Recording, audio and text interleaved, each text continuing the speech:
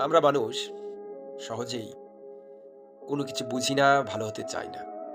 মহান সৃষ্টিকর্তা আমাদের সৃষ্টি করেছেন তার ইবাদতের জন্য, মানুষের কল্যাণের জন্য।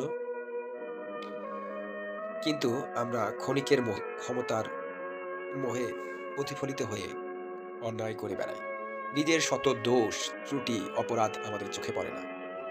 এর একটাই কারণ, সেটা হচ্ছে তখন আমরা ক্ষমতার দাম্ভিকতায় অন্ধ হয়ে যাই। আমরা মানুষ মুহূর্তের জন্য ভুলে যাই যে প্রত্যেকটা জিনিসেরই শেষ আছে।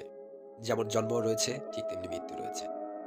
আপনি যতই ক্ষমতাবান ব্যক্তি হন না কেন, একদিন আপনার ক্ষমতা, আপনার শক্তি কমে যাবে।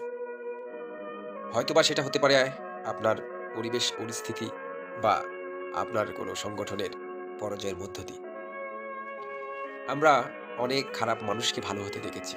শেষে তার একটাই স্থায়ী হয়, একটাই জায়গা হয়। সেটা হচ্ছে আল্লাহর ঘর, মসজিদ এবং তার একমাত্র আশ্রয়দাতা হয় আল্লাহ।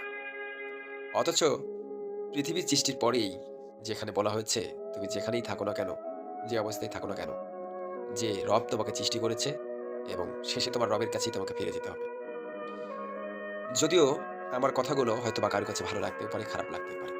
আমরা বর্তমান সময়ে দেখতে পাচ্ছি অনেক আমাদের ভাই, বন্ধু বা পরিচিত জনকে যারা অনেক অন্যায়, অপরাধ করার পর এখন মাথায় টুপি এবং আবার কেউ বিদেশ গমন করছে।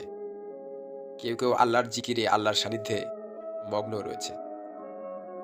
তারা এই কাজটা যদি তার ক্ষমতা থাকার সময় বা তার সুসময়ে যদি এই কাজটা করত, আল্লাহর ভয় করত এবং মানুষকে ভালোবাসতো, তাহলে হয়তো আজ তাদেরকে পরিবার ছাড়া, গ্রাম বা দেশ ছাড়া হতে হতো না। সুতরাং আমাদের উচিত সময় বা ক্ষমতার গরমে অন্ধ না হয়ে ভ্রাতৃত্ব সামাজিকতায় নিজেকে আবদ্ধ করে রাখি। সবাই ভালো থাকবেন। আল্লাহ হাফেজ।